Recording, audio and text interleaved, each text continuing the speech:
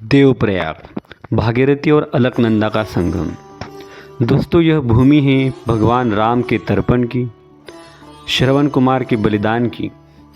देवप्रयाग यह एक ऐसा स्थान है जहाँ से भारत की सबसे पवित्र नदी गंगा ऑफिशियली शुरू होती है।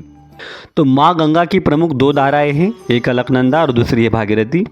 माँ गंगा का उद्गम उत्तराखंड राज्य में हिमालय के गोदी में गंगोत्री गोमुख से होता है। तो दोस्तों, जो हम अलकनंदा नदी देखते हैं उसका जो उद्गम है स्वर्गरोहिणी पर्वत, जहाँ पर धर्मराज युधिष्ठिर जी ने स्वर्गारोहण किया था, वहाँ के निकट सतोपंत हिम पर्वत से निकलती है। तो तीसरा, ये जो अभी सतोपंत पर्वत से निकलती हुई जो अलकनंदा है, बद्रीनाथ से होकर वो कहाँ पर आती है? धौली गंगा में जाकर मिलती है।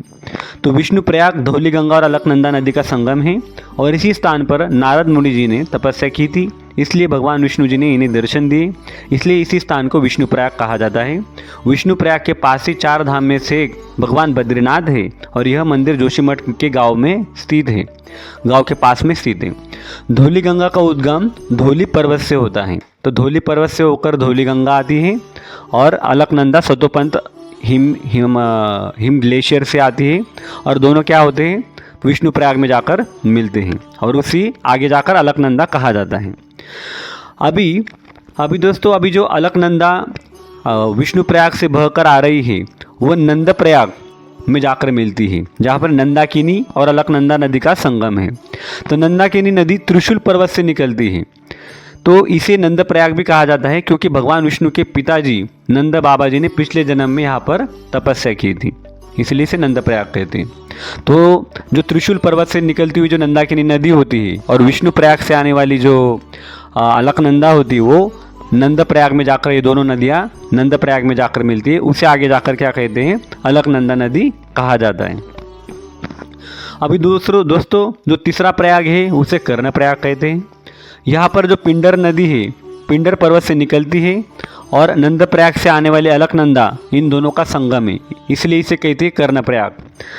तो यहाँ पर पांडव और भगवान श्री कृष्ण द्वारा महारथी दानवीर कर्ण की अस्थि जो थी यहाँ पर विसर्जन की गई थी, इसलिए इसे कर्ण प्रयाग के नाम से भी जाना जाता है। तो ये बहुत पौराणिक और ऐतिहासिक स्थान है कर्ण प्रयाग। तो चौथा जो प्रयाग है दोस्तों वो रुद्र प्रयाग है। जो कर्ण प्रयाग से निकलने वाली अलकनंदा है वो आगे जाके मंदाकिनी नदियों में जाकर मिलती है और इसलिए इसे रुद्र प्रयाग कहा जाता है। मंदाकिनी नदी का जो उद्गम है केदार पर्वत, जो केदारनाथ मंदिर के पास में स्थित है, उस वहाँ से होता है। मंदाकिनी नदी केदारनाथ रुद्र से निकलती है, जिसका अर्थ है गर्जना करना। यहाँ से अलकनंदा रुद्र का रूप धारण करती है, इसलिए इस संगम का रुद्र प्रयाग कहा जाता है। तो अभी दोस्तों रुद्र प्रयाग से आने वाली अभी जो पांचवा प्रयाग है दोस्तों, अभी जो एकदम लास्ट का पड़ाव है उसे कहते हैं देवप्रयाग। रुद्र प्रयाग से आने वाली अलकनंदा नदी और गंगोत्री से आने वाली भागीरथी का संगम है देवप्रयाग है। तो गंगोत्री से कौन आती है? भागीरथी आती है और रुद्रप्रयाग से आती है अलकनंदा। तो इन दोनों का संगम है देवप्रयाग और यहीं से भारत की ऑफिशियली भारत की सबसे प्यारी पवित्र नदी गंगा का निर्माण होता है और यहाँ से गंगा स्टार्ट हुई ऐसा माना जाता है, ऑफिशियली गंगा बोलते हैं उसे। तो इस संगम स्थल पर देव शर्मा नामक तपस्वी ऋषि ने तपस्या की थी, इसीलिए इसी स्थान को देवप्रयाग कहा जाता है।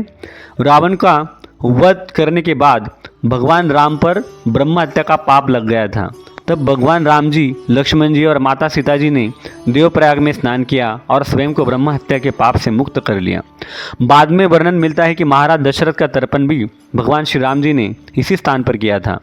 महाराज दशरथ को बाण भी जो था वो बालक श्रवण, जो महाराज दशरथ जी का जो बाण था बालक श्रवण को यहीं पर लगा था, ऐसी मान्यताएं हैं। तो जो भी हमारे पूर्वजों के प्रति अगर कुछ अपराध हुए हो, कुछ हमारा कुछ रहेगा, हमारे अगर मन में अगर पछतावा हो, तो इस देवप्रयाग में आकर आप क्या करें? प्रायचित्त भाव से, पश्चाताप भाव से यहाँ पर अगर कोई तर्पण करता है तो उसके सारे पाप धुल जाते हैं और पूर्वज उसे क्षमा कर देते हैं। तो ऐसी मान्यताएं हैं। तो भागीरथी जो मुख्य धारा मानी जाती है गंगा, गंगोत्री से सीधे देवप्रयाग, भागीरथी से देवप्रयाग की लंबाई 205 किलोमीटर तक बहती है और अलकनंदा नदी जो इसकी लंबाई 195 किलोमीटर है वो यहाँ पर आके मिलती। फिर होता है हमारी माँ गंगा का निर्माण। वहाँ से वो मैदानी इलाकों में जैसे ऋषिकेश, हरिद्वार, काशी, उत्तर प्रदेश, बिहार, बंगाल राज्य से होकर बहती और पश्चिम बंगाल में गंगा सागर से जाकर मिलती। गंगा भारत की प्रमुख राष्ट्रीय पवित्र नदी है और इसकी लंबाई दोस्तों 2510 किलोमीटर मानी गई है। तो दोस्तों अगले वीडियो में हम माँ गंगा का अवतरण किस तरह हुआ था इस संसार में और इस संसार से वो पृथ्वी पर किस तरह आई थी, तो इसकी कहानी जानने का प्रयास करेंगे, जो एक सत्य घटना है पौराणिक। तो हम उस कथा का श्रवण करेंगे। तो आपको बहुत ऐसी बातें भी सुनने को मिलेंगी जो आपने कभी शायद ना सुनी हो। तो दोस्तों आने वाला वीडियो देखना ना भूलें। तो आज के लिए इतना ही। हर हर गंगे, नमामि गंगे। तो कमेंट्स में हर हर गंगे जरूर लिखें। हरे कृष्णा। आज के लिए इतना ही। Hare Krishna. Thank you for giving the time. Hari बोल।